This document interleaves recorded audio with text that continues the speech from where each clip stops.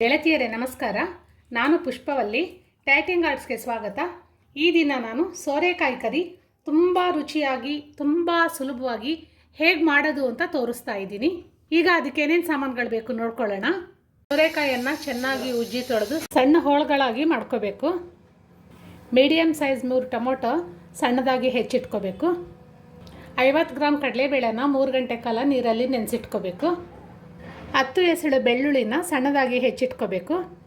1/4 ಸ್ಪೂನಷ್ಟು ಜೀರಿಗೆ, 1/4 ಸ್ಪೂನ್ಗಿಂತ ಸ್ವಲ್ಪ ಜಾಸ್ತಿ ಧನಿಯಾ ಪೌಡರು, ಚಿಟಿಕೆ ಅರಿಶಿನ, 1 ಟೀ ಸ್ಪೂನಷ್ಟು ಅಚ್ಚಕಾರದ ಪುಡಿ, ರುಚಿಗೆ ತಕ್ಕಷ್ಟು ಉಪ್ಪು, ಸ್ವಲ್ಪ ಸಾಸಿವೆ, 3 ಟೇಬಲ್ ಸ್ಪೂನಷ್ಟು ಎಣ್ಣೆ. ಸ್ಟವ್ ಹಚ್ಚಿ ಪ್ಯಾನ್ ಇಟ್ಟು ಮೊದಲು ಎಣ್ಣೆ ಹಾಕಬೇಕು. ಎಣ್ಣೆ ಕಾದ್ಮೇಲೆ ಸಾಸಿವೆ ಹಾಕಿ, ಸಾಸಿವೆ ಸಿಡಿದ ನಂತರ ಜೀರಿಗೆ ಹಾಕಿ, ನಂತರ ಬೆಳ್ಳುಳ್ಳಿ ಹಾಕಿ ಇದು ಒಂದು ನಿಮಿಷದಷ್ಟು ಕಾಲ ಫ್ರೈ ಮಾಡಬೇಕು. 1 ನಿಮಿಷ ಆದಮೇಲೆ ನೆನೆಸಿಟ್ಕೊಂಡಿರೋ ಕಡಲೆಬೇಳೆ ಹಾಕಿ ಇದನ್ನು 1-2 ನಿಮಿಷ ಫ್ರೈ ಮಾಡಬೇಕು. ಇದು 2 ನಿಮಿಷ ಫ್ರೈ ಆದಮೇಲೆ ಇದಕ್ಕೆ ಹೆಚ್ಚಿ ಇಟ್ಕೊಂಡಿರೋ ಸೋರೆಕಾಯಿ ಹಾಕಿ ಅದನ್ನು 2-3 ನಿಮಿಷ ಫ್ರೈ ಮಾಡಬೇಕು. ಅಷ್ಟರಲ್ಲಿ ಪಕ್ಕದ ಸ್ಟವಲ್ಲಿ ಒಂದು ಸ್ವಲ್ಪ ನೀರನ್ನು ಕಾಯೋದಕ್ಕೆ ಇಟ್ಕೋಬೇಕು. 3 ನಿಮಿಷ ಆಗಿದೆ. ಇವಾಗ ಇದಕ್ಕೆ ಟೊಮೊಟೊ ಹಾಕಿ ಇದು ಮೆತ್ತಗಾಗೋ ತನಕ ಫ್ರೈ ಮಾಡ್ಕೋಬೇಕು. ಈಗ ಇದಕ್ಕೆ ಒಂದು ಚಿಟಿಕೆಯಷ್ಟು ಗರಂ ಮಸಾಲೆ ಹಾಕ್ತಾಯಿದ್ವಿ. ಇದು ಆಪ್ಷನಲ್ಲು, ನಿಮ್ಗೆ ಇಷ್ಟ ಇದ್ದರೆ ಹಾಕ್ಕೋಬೋದು, ಇಲ್ಲ ಅಂದರೆ ಇಲ್ಲ.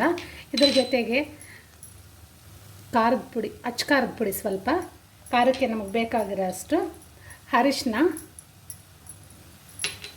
ಧನಿಯಾ ಪೌಡ್ರು, ಹಾಗೆ ಉಪ್ಪು ಹಾಕಿ ಎಲ್ಲ ಚೆನ್ನಾಗಿ ಮಿಕ್ಸ್ ಮಾಡಿ ಹಸಿ ವಾಸನೆ ಹೋಗೋ ತನಕ 2-3 ನಿಮಿಷ ಚೆನ್ನಾಗಿ ಸಣ್ಣೂರಿನಲ್ಲಿ ಫ್ರೈ ಮಾಡ್ತಾ ಇರಬೇಕು. ಈಗ 2 ನಿಮಿಷ ಆಗಿದೆ. ಇದು ಚೆನ್ನಾಗಿ ಮಿಕ್ಸ್ ಆಗಿದೆ, ಹಾಗೆ ಹಸಿ ವಾಸನೆನೂ ಹೋಗಿದೆ. ಇವಾಗ ಇದಕ್ಕೆ ಕಾಯಿಸಿಟ್ಕೊಂಡಿರೋ ನೀರು ಹಾಕೋಣ. ನೀರು ಅಷ್ಟೇ ತುಂಬ ಹಾಕಬಾರ್ದು, ನೋಡಿಕೊಂಡು ತರಕಾರಿ ಇದು ಎಷ್ಟು ಇದೆಯೋ ಅಷ್ಟಕ್ಕೆ ಸಮವಾಗಿ ಹಾಕಿದ್ರೆ ಸಾಕು. ಇವಾಗ ಇದನ್ನು ಚೆನ್ನಾಗಿ ಮಿಕ್ಸ್ ಮಾಡಿ ಕುಕ್ಕರ್ ಮುಚ್ಚಳ ಮುಚ್ಚಿ 2 ವಿಜಲ್ ಬರೋ ತನಕ ಕೂಗಿಸ್ಬೇಕು.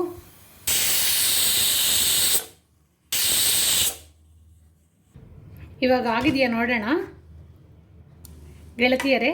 ಈಗ ಇದನ್ನು ಸರ್ವ್ ಮಾಡ್ಕೊಳ್ಳೋಣ. ಗೆಳತಿಯರೇ, ಸೋರೆಕಾಯಿ ಕರಿ ಮಾಡಿದ್ದು ನೋಡಿದ್ರಲ್ಲ. ಈ ವಿಡಿಯೋ ಇಷ್ಟ ಆಗಿದ್ರೆ ಲೈಕ್ ಮಾಡಿ, ಶೇರ್ ಮಾಡಿ, ಹಾಗೆ ನನ್ನ ಚಾನಲ್ಗೆ ಸಬ್ಸ್ಕ್ರೈಬ್ ಮಾಡಿ.